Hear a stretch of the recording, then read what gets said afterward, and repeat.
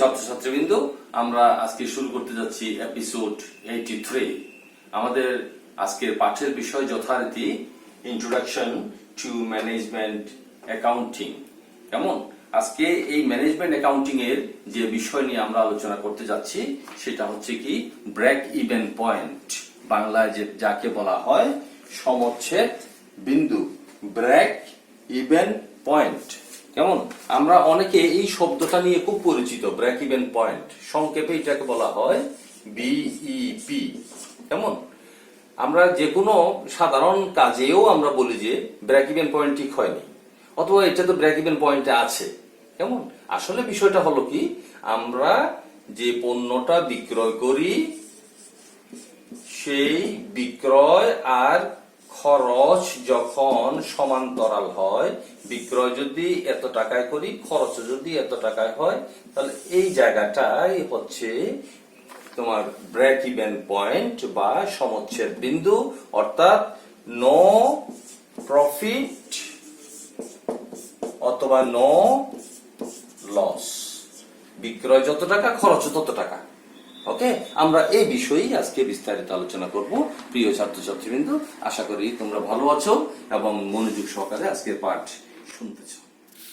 প্রিয় শিক্ষার্থীবৃন্দ, আজকে আমরা শুরু করতে যাচ্ছি এপিসোড 83।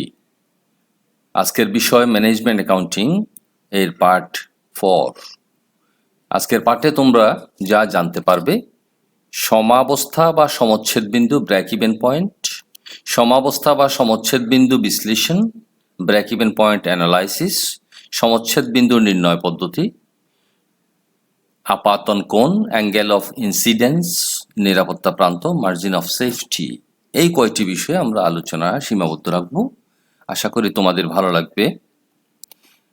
প্রথমে জেনে নিই সমাবস্থা বা সমচ্ছেদ বিন্দু কি।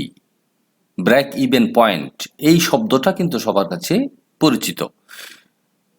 যে পরিমাণ পণ্য বিক্রয় করলে বিক্রয় ও মোট ব্যয় সমান হয় এবং প্রতিষ্ঠানের লাভ বা ক্ষতি কিছুই হয় না, তাকে সমাবস্থা বা সমচ্ছেদ বিন্দু, ইংরেজিতে ব্রেক ইভেন পয়েন্ট বলে। অর্থাৎ আমার বিক্রয় এবং ব্যয় দুইটাই সমান, লাভও হলো না, ক্ষতিও হলো না। এই বিন্দুতে প্রতিষ্ঠানের আয় ও ব্যয়ের পরিমাণ সমান হয়। উৎপাদন ও বিক্রয় এই বিন্দু অতিক্রম করলে প্রতিষ্ঠানের মুনাফা হয় এবং নিচে নামলে ক্ষতি হয়। ওকে, এখন আসো সমাবস্থা বা সমচ্ছেদ বিন্দু বিশ্লেষণ কি, অ্যানালাইসিস কি জিনিস। সমাবস্থা বা সমচ্ছেদ বিশ্লেষণ ব্যয় পরিমাণ মুনাফা বিশ্লেষণের একটি সর্বজনগ্রাহ্য পদ্ধতি। এই কারণে ব্যয় পরিমাণ মুনাফা বিশ্লেষণকে প্রায় সব সময়ই সমচ্ছেদ বিশ্লেষণ হিসেবে অভিহিত করা হয়। আসলে সমচ্ছেদ বিশ্লেষণ বলতে বোঝায় উৎপাদনের বিভিন্ন স্তরে ব্যয় পরিমাণ মুনাফা, অর্থাৎ কস্ট ভলিউম প্রফিট সম্পর্কের পর্যালোচনা। ঠিক আছে? আবার উৎপাদনের যে স্তরে লাভও নেই বা ক্ষতিও নেই, সেই স্তর নির্ণয় করার যে পদ্ধতি, তাকে সমচ্ছেদ বিন্দু বিশ্লেষণ বা ব্রেক ইভেন পয়েন্ট অ্যানালাইসিস বলা হয়। ঠিক আছে? তাহলে ব্রেক ইভেন পয়েন্ট যেই পদ্ধতিতে নির্ণয় করা হয় সেটাই হচ্ছে ব্রেক ইভেন পয়েন্ট অ্যানালাইসিস। আমরা একটি পার্শ্বের আলোচনার মধ্যে দেখতে পাচ্ছি যে কস্ট ভলিউম প্রফিট কি। সুতরাং উৎপাদন ব্যয় এবং পরিমাণ দ্বারা কিভাবে মুনাফার পরিবর্তন ঘটে তা যে বিশ্লেষণ দ্বারা নির্ধারণ করা হয় তাকে ব্যয় পরিমাণ মুনাফা বা কস্ট ভলিউম প্রফিট অ্যানালাইসিস বলে। ঠিক আছে? এটা এখানে উল্লেখ করার কারণ হচ্ছে কি, এখানে আমরা কস্ট ভলিউম প্রফিট শব্দটা ব্যবহার করেছি যার সাথে সমচ্ছেদ বিন্দুর বা ব্রেক ইভেন পয়েন্টের রিলেশন রয়েছে। এখন আমরা সমচ্ছেদ বিন্দু নির্ণয় পদ্ধতি বা determination of break even point নিয়ে আলোচনা শুরু করছি। প্রথমে সমীকরণ পদ্ধতি। এটার একটা সূত্র আছে, বিক্রয় ইকুয়াল টু পরিবর্তনশীল ব্যয় যোগ স্থির ব্যয় যোগ মুনাফা। এটা হচ্ছে বিক্রয় নির্ণয় করতে হবে। আর অনুদান প্রান্ত পদ্ধতি, এখানে দুটি পদ্ধতি আছে, একটি হচ্ছে কি একক মূল্যে, আরেকটি হচ্ছে কি টাকায়। সমচ্ছেদ বিন্দু হচ্ছে স্থির ব্যয় একক প্রতি কন্ট্রিবিউশন দিয়ে, মার্জিন দিয়ে যদি আমি ভাগ করি, কেমন? আবার বলছি, সমচ্ছেদ বিন্দু এককে যখন নির্ণয় করব, break even point in unit, fixed cost divide by contribution margin in unit, স্থির ব্যয় ভাগ একক প্রতি কন্ট্রিবিউশন মার্জিন, কেমন? আর সমচ্ছেদ বিন্দু যখন টাকায় নির্ণয় করব, তখন স্থির ব্যয় ভাগ কন্ট্রিবিউশন মার্জিন অনুপাত। এখানে শুধু কন্ট্রিবিউশন মার্জিন একক ছিল, আর এখানে কন্ট্রিবিউশন মার্জিন অনুপাত আসছে। এখন আমরা কন্ট্রিবিউশন মার্জিন কি জিনিস জেনে নেই, যদিও বা বিগত ক্লাসে এটা আলোচনা ছিল। কন্ট্রিবিউশন মার্জিন ইকুয়াল টু বিক্রয় মাইনাস পরিবর্তনশীল ব্যয়, সেলস মাইনাস ভেরিয়েবল কস্ট। আর কন্ট্রিবিউশন মার্জিন অনুপাত equal to contribution margin divide by বিক্রয় ইন্টু 100 বা 100। ওকে, নেক্সট হচ্ছে আমরা গ্রাফিক্যাল মেথড বা রেখচিত্র পদ্ধতি মাধ্যমে কিভাবে ব্রেক ইভেন পয়েন্ট নির্ণয় করা হয় বা দেখানো হয় সেটা আলোচনায় যাচ্ছি। রেখচিত্রের মাধ্যমেও সমচ্ছেদ বিন্দু নির্ণয় করা যায়। যে রেখচিত্রের মাধ্যমে এই ধরনের বিশ্লেষণ প্রদর্শন করা হয় তাকে সমচ্ছেদ চিত্র বা ব্রেক ইভেন পয়েন্ট বা ব্রেক ইভেন চার্ট বলা হয়। এই চিত্রের মাধ্যমে সমচ্ছেদ বিন্দু বিশ্লেষণ ও ব্যয় পরিমাণ মুনাফার সম্পর্ক বিশ্লেষণ করা হয়। বিভিন্ন কার্যস্তরে বিক্রয়, পরিবর্তনশীল ব্যয়, স্থায়ী ব্যয় এবং মুনাফার পরিমাণ কিরূপ হবে তা এই চিত্রের মাধ্যমে প্রদর্শন করা যায়। ওকে, আমরা দেখি এরপরে একটি ব্রেক ইভেন চার্ট আমরা আঁকবো এবং এখানে এটার বিস্তারিত আলোচনা শুরু করতে চাই। প্রথমে আমরা উলম্ব এবং আনুভূমিক, হরিজন্টাল আর ভার্টিক্যাল দুটি রেখা আঁকলাম। ও এক্স উৎপাদনের একক, আর ও ওয়াই হচ্ছে ব্যয় ও বিক্রয়ের টাকায় একক, টাকায়, কেমন? ও এক্স ও ওয়াই। এখানে আমরা প্রথমে ফিক্সড কস্ট বা স্থির ব্যয়ের রেখাটা দিলাম, বা স্থায়ী ব্যয়ের রেখাটা টানলাম। নেক্সট পরিবর্তনশীল ব্যয়ের রেখাটা টানলাম। এখন দেখা গেল বিক্রয়ের রেখা যখন আমরা নির্ধারণ করলাম, এক্ষেত্রে এই জায়গায় এই তিনটি রেখা কিন্তু মিলে গেছে, এক জায়গায় এসে মিলিত হয়েছে। সেই মিলনটাই হচ্ছে সমচ্ছেদ বিন্দু। আশা করি আমি বুঝাতে পেরেছি। প্রথমে ও ওয়াই বিক্রয় ও ব্যয়ের রেখা, ও এক্স উৎপাদনের এককের রেখা, স্থায়ী ব্যয়, এটা যেহেতু স্থায়ী পরিবর্তন হবে না সেহেতু এই রেখাটা সমান্তরাল হবে। পরিবর্তনশীল ব্যয়, এই ব্যয় থেকে পরিবর্তনশীল ব্যয় এই পর্যন্ত আসছে, বিক্রয় এই পর্যন্ত আসছে।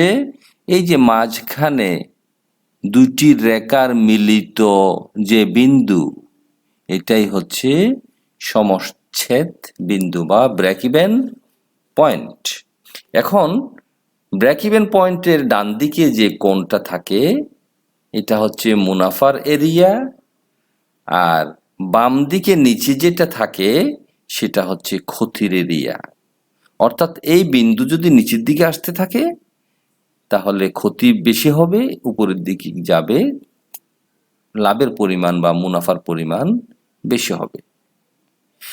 এখন আমরা দেখাচ্ছি নিরাপত্তা প্রান্ত সীমা। এই যে এই বিন্দু থেকে এই বিন্দু পর্যন্ত এটা হচ্ছে নিরাপত্তা প্রান্ত, অর্থাৎ এই জায়গায় এসে প্রতিষ্ঠান নিজেকে নিরাপদ বোধ করে, অর্থাৎ সেল করার পরে তার মিনিমাম লস হচ্ছে না বা সে নিরাপদ আছে, এটাই সে দেখতে পায় ওই প্রতিষ্ঠান। কেমন? এখন আমরা আরেকটি কোণ এর কথা উল্লেখ করতে চাই, সেটা হচ্ছে কি আপাতন কোণ। এই যে এই জায়গায়, অর্থাৎ সমচ্ছেদ বিন্দুর ডান দিকে যে কোণটা আছে সেটা হচ্ছে আপাতন কোণ। আমরা আপাতন কোণ নিয়ে একটু পরে আরো বিস্তারিত আলোচনায় যাব।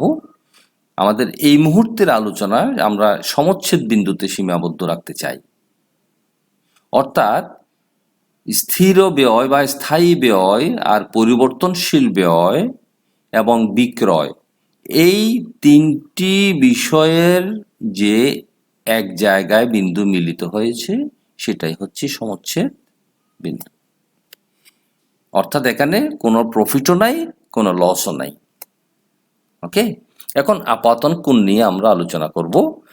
রেখাচিত্রের মাধ্যমে ব্যয় পরিমাণ মুনাফা বিশ্লেষণে মোট ব্যয় রেখা ও বিক্রয় রেখা যে বিন্দুতে পরস্পরকে ছেদ করে তার ডান দিকের কোণটিকে আপাতন কোণ বা অ্যাঙ্গেল অফ ইনসিডেন্স বলে।